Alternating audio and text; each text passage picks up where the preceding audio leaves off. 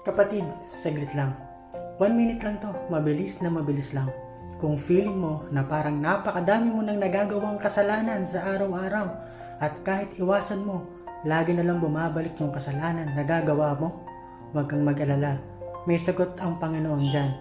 According sa 1 Juan chapter 1 verse 9. So ang sabi dito, subalit kung ipinapahayag natin ang ating mga kasalanan, patatawarin tayo ng Diyos sa mga ito at lilinisin tayo sa lahat ng ating kasamaan sapagkat siya'y matuwid. Yan ang sagot sa iyo ng Panginoon. Kaya wag na wag kang mag-alala at sisihin ang sarili mo.